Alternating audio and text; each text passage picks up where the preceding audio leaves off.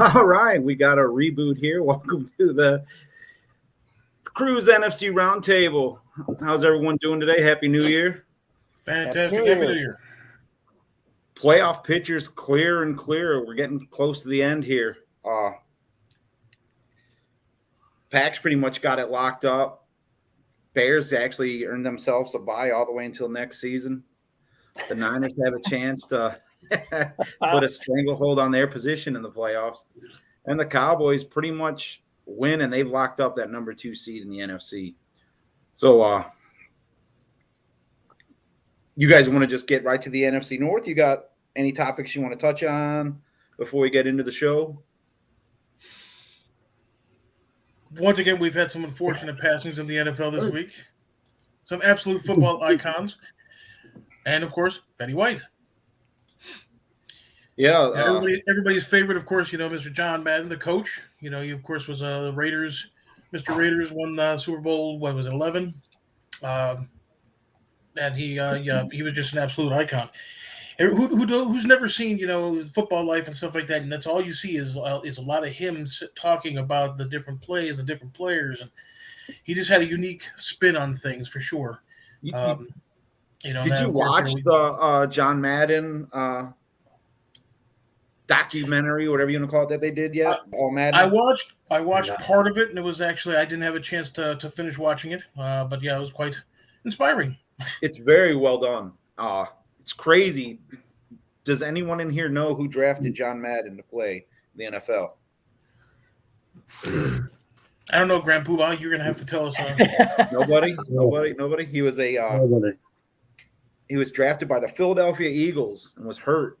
He was a lineman too. So he was. He's an offensive tackle. He was hurt in the preseason. Tackle, yeah. And then he wanted to stay with football, so went back to his college and coached there, and then got a chance at the NFL. And then when he retired from coaching, he went actually back to school to become a professor to teach football. He taught how to watch football and how to, pick up tendencies and things like that. It's insane. He's definitely a tool that the NFL is going to miss. He's a wealth of knowledge, to say the least. He's who I associate football with. I mean, the voice of football to me will always be John Madden and Summerall. I mean, it's just the way it is. And some of the best video games ever. That too. Yeah, he was their second choice. Yeah. Gary, you know who the first choice was? Huh? You know who the first choice was? No. I like how you He had his own game after that. You set us all up with this random knowledge that you've already looked up for the week. Googled. No, Google. I just love John Madden. It was actually Joe Montana who ended up coming up with his own game later on, Joe Montana football. But I thought that was a cool. Joe Montana's John Madden's football. We're gonna have to work on your segue. Seriously. What? We're gonna have to work on your Montana segue. football came out after John Madden football. Montana turned it down. They went to Madden. Anyway. Work on your perceptions also. But we also did lose another another icon, Mr. Dan Reeves, another coach, another player. I think, Stout, you're a little bit more familiar with Dan Reeves and his playing career.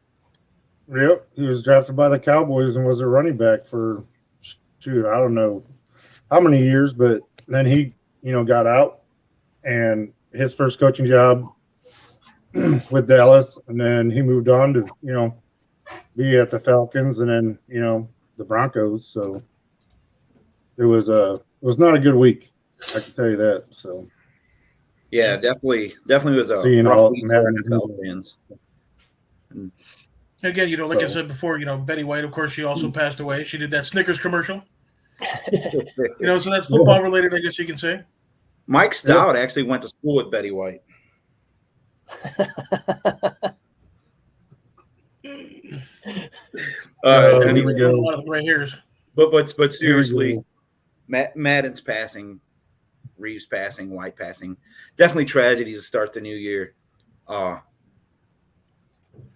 Anyone else have anything like to touch on before we kick to the worst two in the show? Let's get it.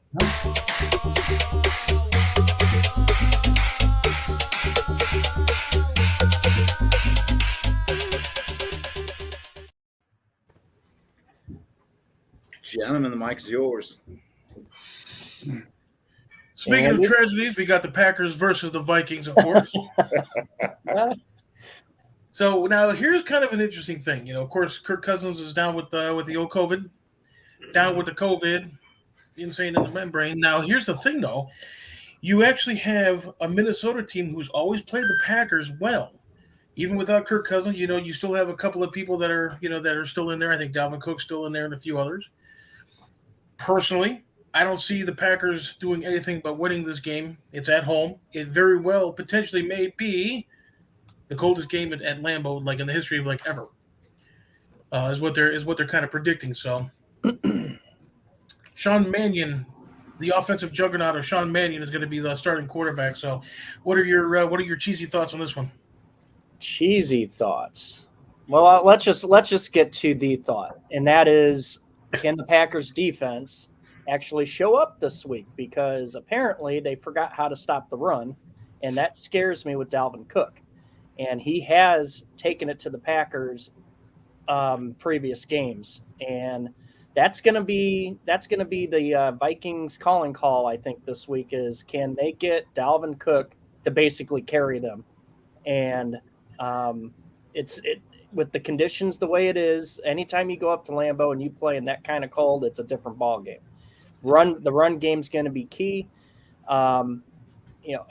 Another thing too is if the Vikings can do the long drawn out drives to keep Aaron off the field, that's going to be another big piece of this game for the Vikings to win. Do I think the Vikings are going to have enough to win it? No, but can they make this very interesting? Absolutely. Yeah, I got the Packers in this one personally, but what about Aaron's little toe? What about that? You got that extreme weather. Yeah, it's probably it will hamper him, but he's not going to be. The mobility is not going to be there. You're going to probably see him, more than not, probably try to stay in the pocket as much as he can. He may be throwing a lot of balls away. He may be doing a lot of check down passes. He may, you may not see him become mobile. He may decide to take a sack and just say, I'm living in the next play. Instead of trying to extend a play like he usually does. If he can't be mobile, like I said, it could be another one of those things where the Packers are neutralized by the Vikings, and like I said, it could be an interesting ball game. I think the weather is going to play a major factor, because if you got Dalvin Cook hitting you 20, 25 times a game in that cold, that's going to sting you after a while, especially when you come back out after a nice little warm halftime show. Woo-wee. It's going to be interesting, but I still got the Packers on this one. Then, of course, we got the Bears versus the old G-Men from New York, the greater New York metropolitan area Giants. Here's the problem. Now, with the Giants, they are – so let's say the Bears are right here. Let's see if we can get that straight. Right here. The Giants are right. They're both, let's just say, struggling, to say the very least. And so, in this particular case, you're at home in Chicago. The weather's a little bit iffy, but still, you still have, both teams are used to playing in that kind of weather. But, well, then if you actually look at the injury list, for example, the Bears have a laundry list, everything from Akeem Nicks to, everybody. Justin Fields is actually going to be is questionable. Technically, he's questionable. Andy Dalton starting. Nick Foles is backup. But what do you think? I'm thinking the Bears are going to actually win by at least one, possibly two touchdowns. I do agree, and I'm looking at both injury reports actually, and it's kind of funny that when I look at the game day injury list, I do some are shorter than others, but I feel like Bears and Giants is like 3 pages long. The Giants are just they're an organization right now. You're right. They're like the Bears. They don't, as of right now, there's no direction. There's a lot of unknowns, question marks. Things need to be cleaned up. And then it's funny because these are the two of the basically charter franchises in the league. And it kind of makes it for I guess, a boring game, if you want my opinion. Isn't every Bears game a boring game? Yeah, I do nap a lot. But let's just put it this way: Andy Dalton's gonna have a decent game today against this Giants defense. The Giants just do not have a team really to compete. It's just going to be, it's going to be one of those games where I do feel like it might start off a little close, but in the end, it's going to be, 2 touchdown lead. Bears win. Bears do it actually for one of their beat writers who tragically passed away from colon cancer this week. And if anybody has not looked that up, please look that up. What the story on that is a very heartbreaking, but also heartwarming story with what the community, the football world, the sports world did for this 11-year-old kid who lost both of his parents within 3 years. Yeah, it's crazy. Yeah, he was. The generosity has actually been quite astounding. I mean, they were looking for $100,000 for this kid, for his college fund and things like that. And I think they surpassed over 600,000. No, they're over $1 million. They're over $1 million now. Yeah, that's amazing. That is amazing. And the Bears are definitely going to have. And see, that's the other thing too, because you have, of course, Duke Shelley, Justin Fields, Jason Peters, Eddie Goldman, Keem Nicks, J.P. Holt. They're all either doubtful or questionable. Considerable amount of those are going to be out, but on a bit of a side note, one of the reasons why you fall asleep is you just eat too much damn cheese. All that cholesterol slows that blood. You got to get that circulation going. But then you got the Giants, who of course have a considerable amount. Their injury list is also just like it's just a telephone book. And you have a lot of people out right there, and you got several people. Again, Saquon Barkley. What happened to him? All of a sudden, is he just looking for a possible one-way trip out of New York? It's going to be one of those things. Weather's not going to be the best, but you know what? Like I said, they're both used to it. So, yep. And then finally, you got the absolute juggernaut of a game: Detroit Lions versus the Seattle Seahawks. Seattle, of course, coming off a loss to the Bears at home. I think they're going to look to regroup. Detroit, of course, has had their offensive and defensive issues naturally, and so this is a strong possibility that the Seahawks come in and they actually take care of business. Could be the last home game of Mr. Carroll and Mr. Wilson together. I agree. I read that. Yes. Yeah. That would be interesting. It'd be I think Big Russ is going to end up in New Orleans. That would be interesting. He's already named his team makes sense. Willing to go to, right? Right. New Orleans. I think New Orleans. The Raiders. The Raiders or the Bears, I think, were the three he stated. But the Bears aren't going to move on that. There's no point. No.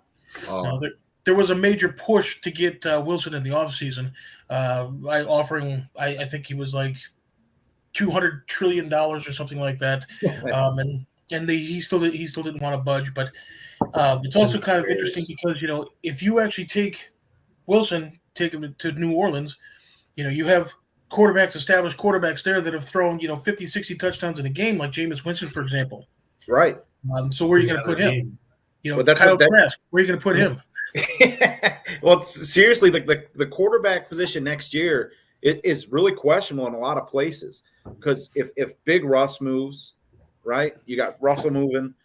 Say he goes to New Orleans. Well, then you got Jameis Winston, who you can say what you want about him. He's a risk, but he's high risk, high reward at the same time. He's more risk now with a bionic knee. Right. Well, then you got Pittsburgh that's losing Big Ben today. Big Ben playing possibly his last home game. Jimmy G's going to go somewhere. Jimmy G. I mean, that's an interesting thing because what if you put Jameis in Pittsburgh? Is that going to be something that's going to be because he's either played in the sun or he's actually played under a dome. Is he going to be able to take care of that? I don't think the problem I have with Winston going there is the fact that he's never really played in cold weather. And that's going to be an issue, especially coming off a knee injury. I don't think Jameis gets another starting position. I would bet he does. Well, just remember, too, what could also hinder the quarterback carousel is if Aaron decides he's going. Well, yeah, Aaron leaves. And if Aaron goes, that's really going to shake things up because, I mean, you talk about the teams right there. Pittsburgh, I've seen lots of articles about Pittsburgh Steelers truly wanting to bring Aaron in, just for the simple fact they don't have a backup plan right now. They need Was a guy. Hastings, right? Isn't Hastings slated to be the guy? If it's not going to be Mason Rudolph in Pittsburgh, Right. Why wouldn't Rodgers just go to the team that he already owns and just go play for Chicago? But seriously, I mean, even Brady, this could be Brady's last year. Bucs fans don't want to admit that, but this could be Brady's last year, especially if he Leftwich move. Byron Leftwich is going to end up coaching in Jacksonville, so I mean, they're gonna. When Brady retires, are like, what are the refs gonna do? Yeah. Anyway, well, and then you got Brady retired. Think about this: Brady retires, and then Winston goes back to Tampa Bay. That would be hilarious. Hilarious. But what are you talking about, man? They got their guy already. And you got Deshaun Watson, who's just sitting there. I mean, he's going to be completely healthy, well rested. I mean, there's nothing he can be doing now.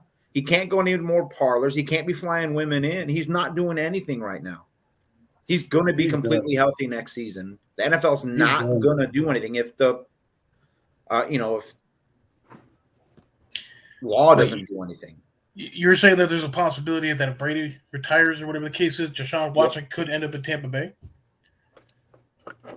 No, anyway, I don't think he ends up there. I'm just saying there's another wrench that's going to be thrown in the mix. There's not a great quarterback class in the draft, so teams are going to be looking to pick up free agents. When I think about this now you have like a completely different skill set for the quarterbacks. Tom Brady is not that mobile, so he's almost your pure pocket passer. Absolutely, like every other successful. He's averaging 9 yards a carry. And I'm sorry, Tom Brady. Yeah. So let's say he retires. You bring in Deshaun Watson. Okay, now you have somebody who's like a dual threat. Is that going to work with the overall offense with Tampa Bay? I'm not saying Deshaun. I'm just saying he's out there. There's all these another person who's going to be moving around the league, is what he's saying. Oh, I understand that. I'm just saying that's actually an interesting little scenario, though. Because it is, because you're going to have a new scheme. If Leftwich goes, I wouldn't be surprised if BA follows. Then you got Todd Bowles who's left, who's got interviews other places as well. The whole thing could blow up in Tampa at the end of the season. But it's all going to be based on the linchpin and Tom Brady. That'd be great because then there wouldn't be so many damn Buccaneer fans everywhere. Is it Gronk thinking about retiring? What's that? Isn't Gronk thinking about retiring at the end of the year? Gronk's done after this year. I fully believe that. But so anyway, I don't know how we got off into all this everywhere. What you do, man. Just making a comment about the quarterbacks. You guys all jumping on Tampa Bay. I mean, there's room on the bandwagon if you guys want to jump on. We got plenty of room back there, Jerry. But anything else going on in the North? Years have you been trying to get me to be a Bucs fan?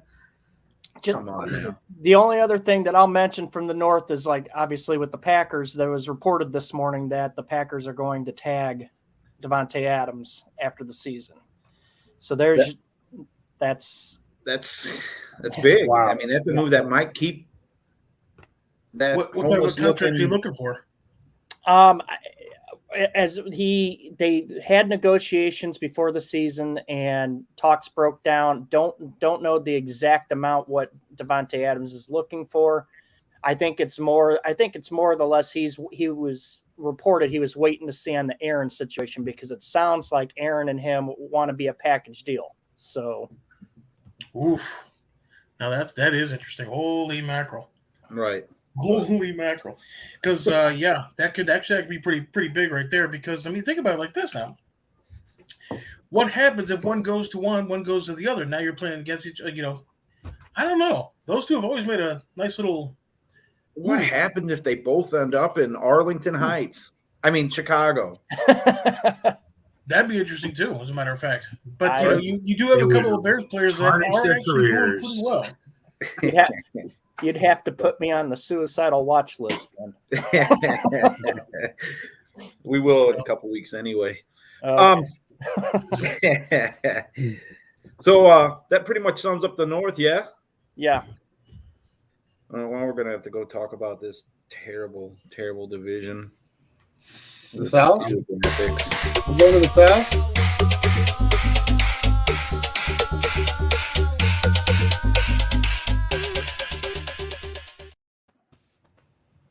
You forgot the /self on there.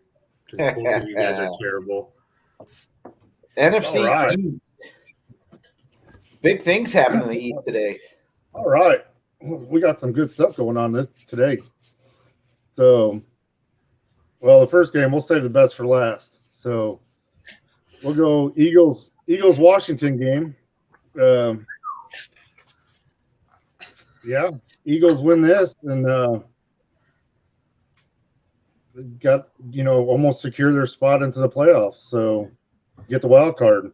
All they got to do is win, which so far in the past 6 seasons with these two teams, who's ever won the first game usually wins the series through the year. It's been like that the past 6 seasons.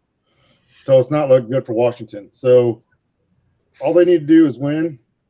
If Minnesota loses or the Taints lose, or, if by some miracle the 49ers get past the Texans, they get in the playoffs. So we got that going. So they have a lot of injuries. I mean, it's like that everywhere. So Washington's still hurting bad, but the biggest one is they got Antonio Gibson's out with COVID, and that's going to hurt Washington big time because that's like their main offense is Gibson. So the Eagles, not so much. I mean, Miles Sanders is out. He broke his hand last week, so we'll see what happens with that. And somebody's saying hi to Brian. What's up, Bernie? This is NFC East time, not NFC North time. You should have sent that earlier.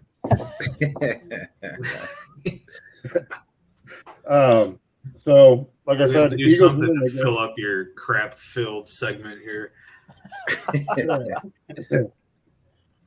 Well, sorry, we haven't started talking about them boys yet. But the East has got a lot of good games this week. There's a lot of playoff implication hindering on you.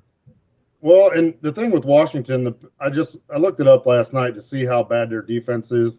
In the past 2 games, they're giving up 41 points per game and 508 yards per game in the past couple games. It's been bad. So I don't know if the ship's going to get righted with them. I mean, I know they get their starting linebacker back. Will comes back, which is pretty much most of their defense. So I just don't think it's enough. I think the Eagles just blow right past Washington, just like everybody else has the past few weeks. So, and the Eagles even get being that at wild. home, you think they just rip through them? I mean, Right. Did the Eagles bring their own benches? They should have. They should. Actually, I just read the fact that Washington is actually bringing Dallas's benches. they definitely lost then. They stole them. They want to win. That's why they brought them. Rumor is they put swing sets on the sidelines so the players weren't bored. Yeah. So I mean, look, there's not much going on with that, but the Eagles. Both teams are still win. technically in the hunt for the playoffs. There, Who? the Washington football team and the Eagles are both. They're still both. They still both have a slight chance of hope. I mean, the Eagles are a lot more grounded than the football team is, but there's a lot of things that have to happen for Washington to get in. Yeah, so Washington got a laundry list, but the Eagles, all they need to do is win at least one game, and they at least get in the next 2 games. I think they win this one, they get in. So I don't think they win. I don't think they win their last game though. So, and then here we go. We're gonna go to the most important game of the week. The Cowboys actually have a game on their schedule this week. Wow. Hey, look, the Cowboys are 9-1 against NFC teams. The only loss they had was the ref gate in the first game of the year. They should be 10-0, but right now they're flying high, man. The offense is doing well. The defense is doing really well. There's not that many injuries for Dallas. Same can be said for the Cardinals, but the also thing that worries me is the Cardinals are 7-1 on the road, man. They're like a really, really good road team. So I think this game is going to be a really good game to watch. Cardinals have been on a downward spiral, though. Yeah, I know. I looked it up. They've lost the last 5 of their 8 games. So they've lost the last 3. But it's mostly been at home, which is interesting. But on the road, that's really hard to NFL to win games on the road, and they're 7-1. So it's almost like it'd be better if they got home field advantage in the playoffs, so everybody could just beat them at home. But I think there's going to be a tough game. I think it's going to be a tough game, but Dallas pulls it out. I think the defense right now is just, for once in a long time, I can actually say Dallas has a really, really good defense that actually is making plays. And I just don't see the Cardinals doing too much. But I think it's going to be a defensive game between the two. It's going to be a low-scoring game. So, but Dallas will pull it out. If Dallas runs the ball, they win this game. Yeah, and Zeke, and the thing with that too is Zeke has gone down every year since his second year. He's yards per carry have gone down. Everything's gone down the past 3 seasons. So Pollard's more than suitable, though. He's, there's no reason not to think Pollard is the number 1 there. No, he is. And that's why I want him to play more. And they just, even with, I've been saying it for a while, Zeke's knee's been messed up for a while. It's been messed up since last year. No, I'm not giving excuses there, Jerry. Calm down. I'm not like you. Oh, Jimmy G's, we're going to lose. Wow. But he's been messed up, and I don't know why Pollard hasn't played more. To at least rest him a little bit, but he doesn't want to sit out. He wants to keep playing, and I think that's a good thing to have somebody that actually wants to keep playing for the team and do what they need to do. So I'm not keeping my hopes up, especially after this weekend. I'm keeping my hopes very, very low. So and that game was huge for Tampa as well. That Arizona beating the Cowboys game. Actually, this game does have implications with the in terms of the Packer game tonight. The Packers haven't secured the number 1 seed yet. And they haven't, but the Cowboys own the tiebreaker still because they have a better conference record. Right. If the Cowboys lose, the Packers win, Packers secure number 1. But if the Cowboys win, Packers win, it comes down to next week. And, right. Both teams want that number 1. I mean, they do. Packers lose, Cowboys lose, Bucs can slide in the number 2 spot. So that's a big game. The NFC. It's a big game from the Cardinals' perspective, too. Cardinals, Rams, they keep flip-flopping that top spot. So, yeah. Right. I mean, I hope that the Cowboys drop to the 3rd spot, so that we can watch the Niners spank the Cowboys in the wild card round. But I mean, you dreaming? Are you sleeping again? East pretty much is in control of the playoff picture this week. As a matter of fact, I know there's implications for the Cardinals and Cowboys and the Bears also. Well, I mean, not really, but everybody else said, their team was involved, so I'm going to get in there too. Sure. All right. Oh, hey, can we just keep the people in the group that their teams are going to make the playoffs? Can we just do that? Anyway, what else going on? There are several choice words I have for you. I'll save that for chat. There's a popular picture that's going to be posted to the chat for you. All right, well, we're going to spin this down south. You guys ready to head down to Champa Bay? Here we go.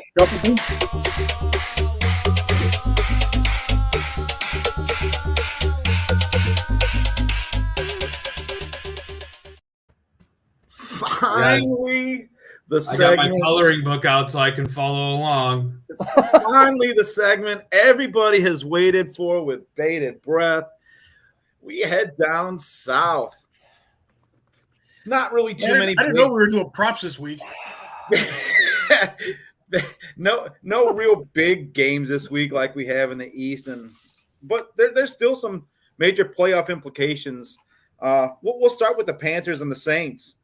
Saints need a win. I mean, Saints are on the bubble. They need a win to keep their playoff hopes alive. Going to taking on Carolina. Carolina's terrible, but I mean, is that all because of Matt Rule? I mean, you give the man a 7-year contract and control. So UCF, of course, Temple. Matt Rule came from Temple.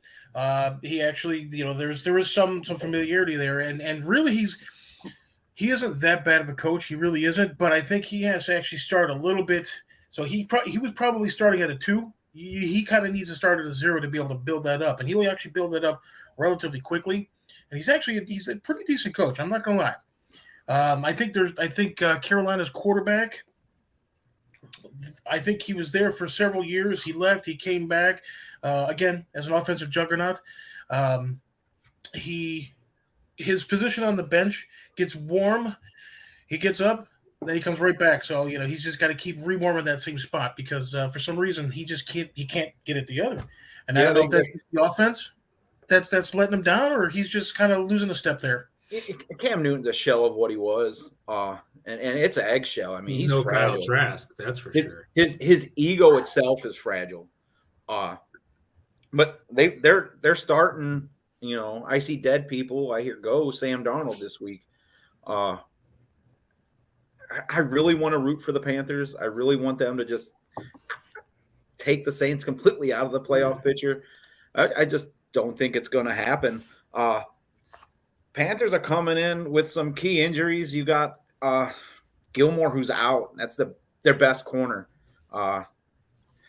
Their tackle,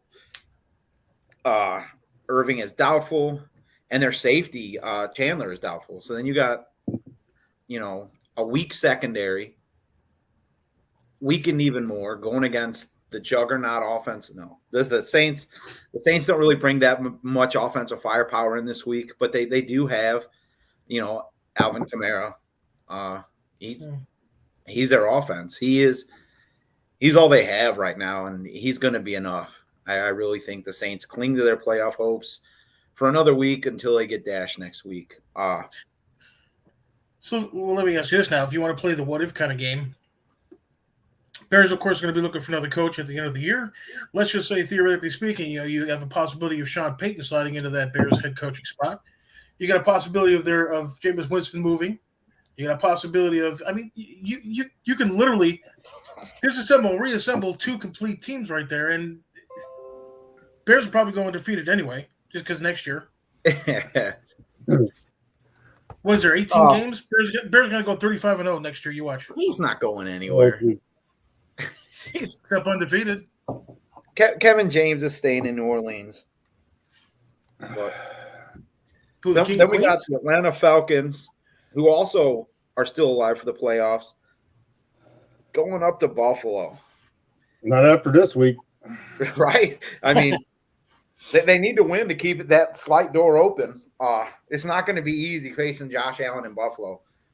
Allen's thrown 34 TDs, 12 interceptions. He's averaging 7 yards a play, and he's averaging close to 100 QBR. So, he's having an exceptional season. No, I got the Bills. I got the Bills winning over the Falcons. It's going to be in Buffalo. So think about it like this, though. Again, that weather. You got Matty Ice, of course. He's going to be coming in, used to that nice warm weather and stuff like that. So you have the weather. You got the spotty offense. Matt Ryan is not who he was. The Bills are the number 1 pass defense in the league. Matt Ryan barely put up any yardage against the Lions. The Lions. You guys know all well and good how great the Lions. Who beat up on the Cardinals? What's that? Who beat up on the Cardinals? Well, they did. The now 7-1 on the road Cardinals. Right. And we saw how bad teams in Michigan play over the weekend. We just can't have that anymore. I mean, Detroit's terrible. Michigan wets the bed. I mean, yeah, Look at the bright side. At least Michigan had points. I think there was only one or two of them, but there were some points. What did you say, Snore? I didn't see any points. You stopped watching the game like I did. They were spotted 3 points at the beginning of the game, right? I really didn't watch that game. The Florida State plays in the Gummy Bear Bowl, right? Actually, we were in the Little Caesars Crazy Bread Bowl. Oh, there you go. There you go. It could be worse. Could be Notre Dame. Anyway. Who's got what to say about UCF? We beat Florida. And I love UCF. It's Florida. Nobody cares. But you know what comes from Florida. I agree with that statement. Well, speaking of Florida, how's Kyle Trask doing today? The Bills have nobody out due to injury. Falcons have just one cornerback out who's doubtful. So it really shouldn't matter much. Now we get to the bread and butter. These Super Bowl champions taking on the juggernaut Gangrene. I mean, does it get any better? Is there any other reason? God, you suck at muting people. I'm not muting anybody. You know what's going to happen? Jets are going to come in and score like 40 on them. You know what? Every time, I swear to you, every time I get on here and I'm like, Bucs are going to put up 50. Bucs are going to demolish the team. They wet the bed. So what you're saying, Bucs by 50? Not saying that at all. Think about this now. They very well may. You know, the Bucs may actually very well lay a big old goose egg because, you know, who was the quarterback for Michigan way back when? He really never started at Michigan. He wasn't good enough to play for a terrible organization like that. He was a rotational quarterback, shared time with a terrible Dallas Cowboy quarterback. But anyway, Bucs are fairly healthy finally coming into this game. You got Shaq, JPP out. They do have players that are on injured reserve, but as for active players right now, they only have 2 that are out. Sherman's doubtful. The Jets come in with only Jamison Crowder being listed as doubtful. Bucs are now getting Bruce Arians back, which is not as big a deal as everyone makes it out to be. He's a head coach in the NFL. They do come up with a game plan and things like that. However, it's a well-oiled machine. I mean, same thing would happen in New Orleans. Then they went up against the Bucs without their head coach. They had a game plan in place prior, and they just stuck with the game plan. AB and Evans are both set to return. Oh, boy. Bunting. Bunting and Dean are set to return. The Bucs' number 1 offense in scoring, passing yardage, is going against the Jets' number 32 defense in the league. So, we still talking about the Bucs? Where are the Bucs ranked nationally among the other high school teams that they play? It's somewhere right above San Francisco and Dallas. No, those are professional teams. I'm talking about the high school teams that the Bucs play. That's what's on their schedule, right? I think they beat Dallas. Were you there like this? No, Mike, you were at my house for that game. I remember. I had to walk you to your car because you couldn't even see. The tiers were so thick. Couldn't even see to get to your door. Wow. I remember you telling me, wow, the refs really sucked during this game. And I do remember you saying that. Oh, you said it. Don't lie, you son of So there was some calls. I'll give you that. There were some bad calls. I'll give you that. Well, like from some of the text messages and stuff like that we got about Jimmy G, from what I remember hearing, he was able to tie his shoes, so he may not need surgery. So he's going to be able to play. So he's going to score 60 points for San Francisco. Hey, quiet. The playoff teams are talking football. All right. Well, okay, Jimmy G. Since we're done talking the NFC, we're going to head straight to the pick 6. Good?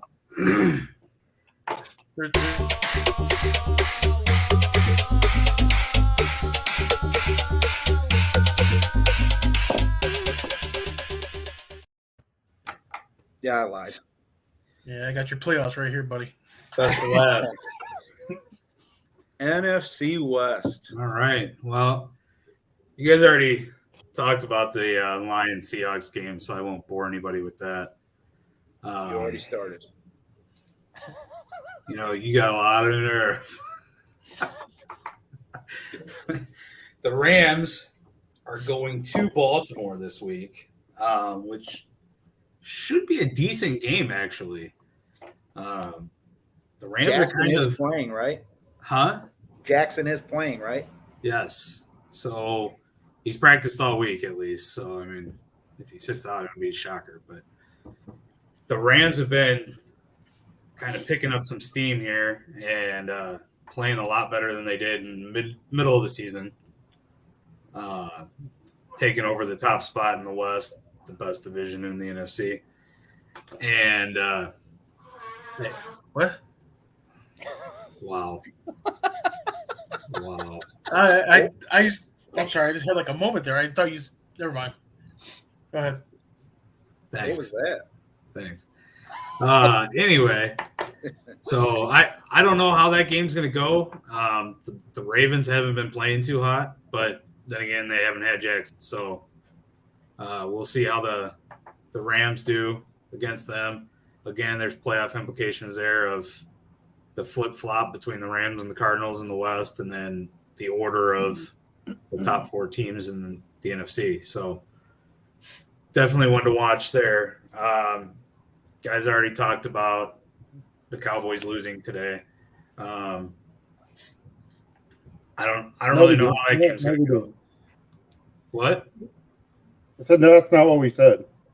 I saw an interesting take on the Arizona Cardinals situation. You bring in, you already have an established starting lineup, right? You bring in Hopkins, you bring in J.J. Watt. So now you've got your number 3 receiver essentially on your special teams. You've got your number 3 or number 2 rotational defensive end on your special teams. And that kills chemistry. J.J. Watt's out. He is out, but I'm saying that's what you put yourself into. You're not going to put someone like that on special teams. You're not going to put Hopkins on special teams. You're not going to you already had a lineup set, and it ruins your chemistry. I think you're seeing that as they go further into the season, there's no chemistry there. I don't know about that. I think the chemistry has suffered from the fact that most of their starters have been hurt for significant periods of time. How long was Murray out? How long was Hopkins out? But Hopkins being out didn't cost them any games, right? No, I'm just saying. But, now you bring those guys back in, you still don't have a set group of people that have played all year. But healthy push for the playoffs. Yeah, they're not doing that. So we'll see how they do against those Cowboys. But anyway, then to the game that everybody's going to be watching. The Niners are taking on the successful team from Texas. Yeah, okay. I don't know. I mean, the big story is, Jimmy G is hurt. He claims that he can play. He was determined he doesn't need surgery. And he said that if it was up to him, he'd still be starting. He's listed as doubtful, technically, but and they say that they're hopeful he'll make it back for next week when they play the Rams. So I got a question. So he actually thought that he could play before he got hurt? Is that what he was saying? but seriously, why risk him? I mean, that's what's going to happen. Trey Lance is going to play. It'll allow them to show a completely different, scheme, plays, and everything to put on film for when the Cowboys have to try to prepare for him in the playoffs. Is Lance a good enough quarterback to open up a playbook? I mean, is it going to be in a bridge? It's not that you're really opening up a playbook. I think it's a different scheme. It's, now you've got the run pass in there versus Jimmy, who just but manages the game. But Garoppolo is a 4-read quarterback. He can read from left to right. Yeah. Trey Lance is more of a tunnel vision, I got my one, maybe two read, and then I'm checking down or I'm running the ball. Yeah. So I mean, it gets simpler, but I think there's like a separate section in the playbook that isn't even looked at by Jimmy because there's no chance in hell that we're running those plays with him. So does Lance give you an option? I mean, does he honestly give you a chance to win today? I think so. It's the Texans. I'm not really worried about the Texans. I mean, I know they came out last week and proved all of us wrong. I was just about ready to say that. I was like, wait a minute. But I don't believe everybody's picking the Niners this week, so they got it. Mills isn't a bad quarterback. No, but the Texans are a bad organization. You got a point there. But, I mean, it just takes one good game, and then you're in the same boat as Andrew. It's in San Francisco, too, so I don't see this game being – I mean, San Francisco's a 13-point favorite. I say it's going to be like 34-7, something around there. It's going to be a blowout. Elijah Mitchell's coming back today. So hopefully the run game just dominates, and you don't even really have to see what Trey Lance can read. They just run all over. So we'll see how it goes. Obviously, the Niners have to win. I don't think they're out if they lose. However, it makes it very, very difficult if they do lose. Yeah, they're at like 69% chance to make the playoffs right now. If they win, it jumps to almost 85 or something like that. It's crazy. Yeah, so hopefully the pieces fall in line to where going into next week, it's not such a must-win. Going up against the Rams, it's a tough game. Then again, the Niners have beat them the last 6 times, so we'll see. So let's say you have Jimmy Garoppolo versus Kyle Trask in a foot race. Who wins? Trask is pretty mobile. I mean, we never see him run. I did see him chase the ice cream truck down outside Raymond James Stadium last week. By mobile, you mean the games he's playing on his phone? You know what's funny? This is how bad it is. Not that we're going off on a Kyle Trask tangent, but they posted the picture of the Bucs winning the South, right? And they had the locker room picture. I posted it on the page. I posted it on the crew page. Yeah, the one with Brady posing like a like a sorority girl. I had Bucs fans asking if that was someone's agent. Like, literally had no idea that was Kyle Trask. I had to put up a screenshot of his roster picture with the actual picture from the locker room. We just don't think he actually was it actually him, or was it a cardboard cutout? Like he's not allowed to make an appearance. They keep him away from the team, you know. Right. Well, my point is you have two backups, on each team. So I got the Bears don't have a quarterback. Is not go back to the Bears, but is what's his name? Why haven't the Bears gotten rid of their coach to go look for a new one with the new rule? You know what? That I wish you would tell me, because everything I'm reading, though, they're going to wait until the week after week 18. But that's not just a coach, though. You're looking at a potential presidential, switch. You're looking at a GM switch. You're looking at a coach switch. And who knows? Leslie Frazier. Everybody's putting their chips behind Leslie Frazier, which would certainly be an interesting head coaching paradigm for sure. Because Leslie Frazier, former Bear, it's lockdown corner. She started out at what was it, North Central or something like that, in Division III. So I remember actually playing against this team. So, what was I saying? Name of the Justin Fields, right? Justin Fields. Okay. Is he listed as the backup today, or is it going to be BDN? Foles is officially the backup. According to the injury list, Justin Fields is questionable. Now, I don't know just how injured his ankle is. I don't know if it's just one of those to save face kind of things. But it's just kind of interesting how for some reason he was injured at practice, and then all of a sudden it just keeps getting worse and worse. Either the injury in and of itself, like a high ankle sprain that just keeps doing whatever, or who knows? Matt Nagy is. I'm I'm looking here at the Bears depth chart, and they have listed as their backup the guy in section 204, row 7, seat 14. but that's Tony. That's an interesting question, because by rule, if they don't put Foles in and he's listed as the backup and Fields goes in as the quarterback, no other quarterback can come into play. He's the quarterback.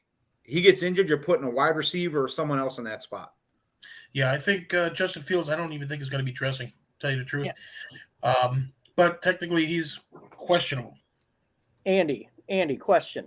Do you think that is maybe their code for saying we're not going to play Fields the rest of the year just because they know there's going to be such a massive shakeup coming? You know what? That's a good point. Very, very possible, because why bother the future quarterback of your franchise? Why bother hurting him for real? He's already had ribs. He's already had that hip pointer thing. He's already had ankles. I mean, all kinds of stuff. So why jeopardize the future of the franchise when pretty much from top to bottom is going to change? And I think this is going to be a little bit different of a change for the Bears, because I think they see and hear all the people, social media, everything, even in the stadium. I think they actually hear it, and I think they actually have to do something about it. And I think this might actually be an actual change for good, with the Bears. Well, speaking of Bears quarterbacks, let's kick it to the pick six.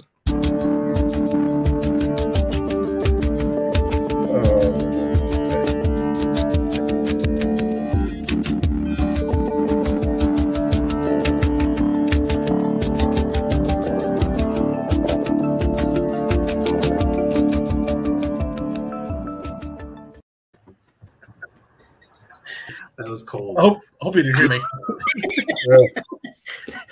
That was a good transition, right? So, Jerry, since you're the gatekeeper, I got to ask the question I ask every week. Who goes first? Just like every week, it's going to be Brian. Hey, I'm keeping that special spot, all right? You have no idea. All right, we'll start it off with the Eagles over that football team in Washington. I got the Colts over the Raiders. I got the Patriots over the Jaguars. The Bills over the Falcons. The Buccaneers over the Jets. And I got the Packers over the Vikings. Go Vikings. All right. Then we got a tie. There's a tie for third place. I guess I'll go. I mean, I can take a shot. It's no big deal. I'm going to shock the world this week and pick the Bears to actually win their last home game of the year. Bear down, way down, way down. Bears win this week. I got the Patriots winning, which I don't like saying, but come on, it's the Jags in New England. Got the Ravens pulling a W. It's going to be a good game. I just think being at home, playing in the cold. Ravens just gave up like 7,000 yards to Joe Burrow. Right. So you don't think Cooper Kupp's going to come in and destroy him? I'll put it this way. Cold weather, Matt Stafford late in the year. He does the same thing all the time. Going Ravens. Is that supposed to be profound? I got the Bills winning. The Niners winning. What was that? What was that? Let me double check.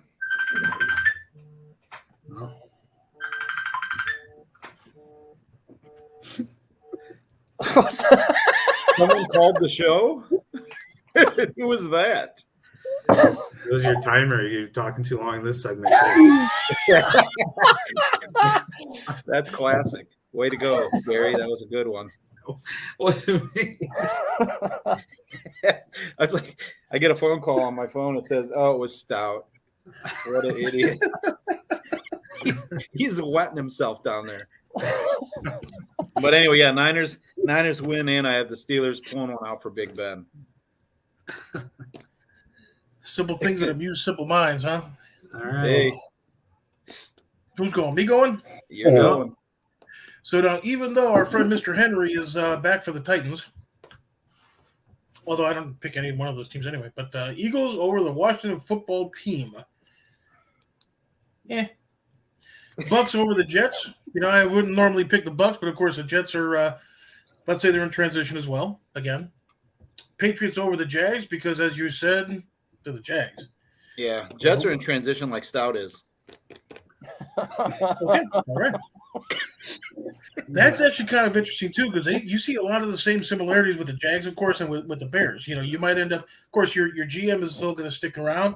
You're always going to stick around, but then who's going to be your head coach, and pretty much from there down is going to completely change with the Jags, and that's kind of an interesting scenario. Also, I hear Matt Nagy might be needing a job, so you never know.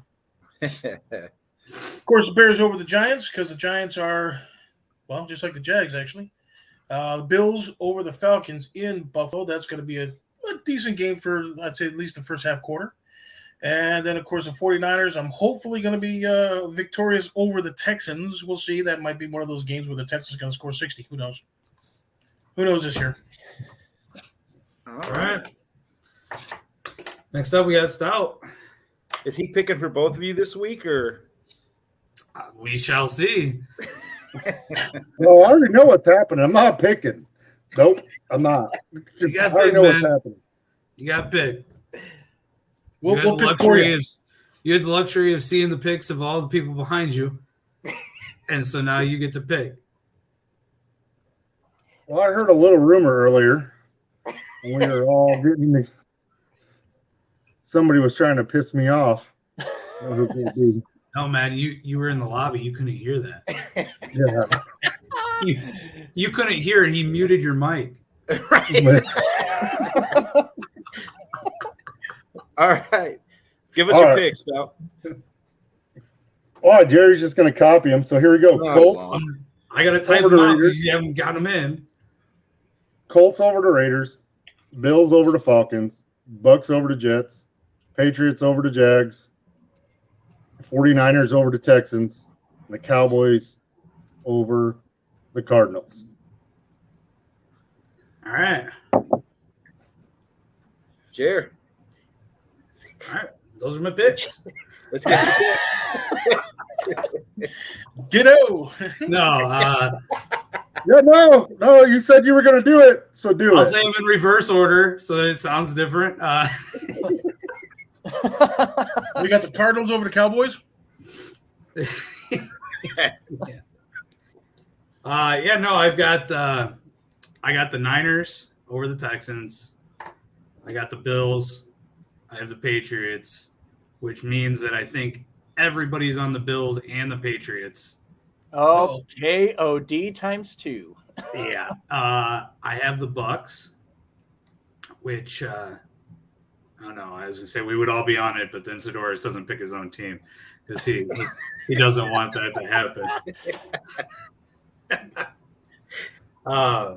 Yeah. And then I have the Eagles and I have the Bears. Take your Niners. Oh, so you're going to make fun of Sidoris. They were the first team I said. Pay attention. Bears getting a lot of love this week. So before we kicked it to the outro, I promised that I asked some people didn't do it, come up with your worst draft pick, best draft pick. But we'll probably save that for the draft show. But anyway, I had some Bucs fans wanting to know my opinion on this. If anyone else has one, they can chime in with theirs. But 1986, Buccaneers have the top pick in the draft. And they pick Kyle Trask's dad. Even though he stated that he would not play for the organization because he wanted to play baseball in college, the Buccaneers selected Bo Jackson. Bo Jackson then told them he would not sign, was drafted in the 4th round of the Major League Baseball draft by the Kansas City Royals, played a season in Kansas City, re-entered the draft in 87, and was drafted by the Oakland Raiders in the 7th round. And that there is the worst pick in Bucs history. Who's their best pick? Best pick is a duo. Kyle Trask. And they picked up Derek Brooks and Warren Sapp in the first round. But anyone else have picks they want to share? Or are we just going to kick it to the outro? So I think the Niners' best pick is Jerry Rice. Yeah, he's all right. That was solid. Bears worst pick. Well, I actually made a list. There's 279 on this list right now. But one of the worst. Actually, it's kind of like a tie. But I'm gonna have to say, Curtis. Probably the old lady who owns the place, right? Who? What? The old lady who owns the place. Conceivably, she's actually Curtis was a bad pick. I can agree that. Yeah, and then of course one of the better picks I would have to say is definitely Brian Urlacher. Because he ended up having a Hall of Fame career. Yeah, just like that one receiver there in San Francisco who wasn't too shabby, I reckon. Brian Urlacher, that's the guy who's famous for the hair stuff, right? That's Drew Brees. Yes. I don't know what that means. Saints fans are still waiting for Drew Brees to come back like his hairline. All right. Anybody else got anything? Yeah, I'll go. Obviously, best pick. He's obviously the quarterback now. Obviously, when he fell to number 28, Packers. Jordan Love. Yeah. Jordan Trask? No. We took him about it. We took Alex Smith. So here's the worst pick, and I found this reading about it. I was just like, holy crap, this is really bad. So Tony Manderage, the offensive lineman, picked number 2 in the first round in '89. Stud. My old boss was roommates with him in college. Really? Yeah. So and he was a small little cross country runner. Mm-hmm. Mandarich made him give him his urine to pass drug tests, or else he was going to beat him up. Oh boy! Incredible. Well, anyways, Mandarich only played 3 years. Couldn't really keep on the field. He was hurt a lot. But this is the thing that makes everything interesting. In the first 5 picks of that draft, the Packers passed up on Troy Aikman, Barry Sanders, Derek Thomas, and Deion Sanders. Wow, what a draft! Yeah, I seen that program too. But actually, Tony Mandarich didn't end up being a bad player because he came back with the Colts. Yeah, he did well with the Colts. 5-6 years later. Yeah, after he got clean. But he actually wasn't that bad of a player. All right. Does Dallas have any at the bottom of anything to add? Yeah, I got the worst draft pick. I was looking through. There's a nice little list with Jerry picking some great players, but Maurice Claiborne's probably our worst pick because they gave up 2 draft picks to the Rams so they could move up and grab Maurice Claiborne, who had 5 interceptions in 4 years, and he couldn't stay healthy. And he goes to the Jets for 2 years, gets hurt again, and then somehow this dude ends up with the Chiefs in 2019, sitting on the bench and wins the Super Bowl. So, speaking of moving up in the draft for no reason, how about the Bears moving up to get Mitch Trubisky? I was just going to mention that for nothing. So, I was just going to mention that because the Bears ended up giving up, I think, their first round pick for the next 65 years or something like that, something insane. To the Niners to still take Nick Bosa, who's doing kind of good. Yeah. Right. So I had a couple of them that I want to do, but that's probably the worst one we had. And the best draft pick, there's a long list that I could go through, but for me, my favorite pick is Larry Allen. He was in the second round. He dropped all the way to the second round, and he's on every single team that you look at. If you look at the decades, the 90s, the 2000s, you look at the 100th anniversary team, he's on there. He's everywhere. He is one of the best players, in my personal opinion, Dallas picked. You could go down the list with Staubach, Aikman, Smith, all them, Bob Lilly. You could go down the list, but to me, because Larry Allen fell to the second round, that's pretty much the best pick. Dallas got the best years out of him, and then he decided to try to go play a couple years at some team out west. It didn't really work out for him that well. So, but that's a positional thing. Think about it like this now. If you're looking at like the best offensive lineman, he's definitely up there with Munoz, for example, Dermody Dawson. Yeah. You take all these players that are just absolute, just the player, and he's definitely up there. I think at one point Larry Allen was like the strongest player in the NFL. He benched like 700 pounds on video and all this other stuff, and he was a blinking stud. Especially in the 90s Cowboys, you had all those guys that were just insane. Nate Newton, well, he went on to different things, of course. But, Mark Stepnowski, you've got We're done with Cowboys Power Hour over here. If anybody wants to know, Andy was a lineman. Oh, well, yeah. I taught him everything they knew. Here, you got it the worst, or we're good? Huh? You got a worst, or we good? Oh, no, man. We're good. All right, gentlemen. We'll see you week 18 next week. Till then. What are you really setting a timer on him? Really? Cowboys suck.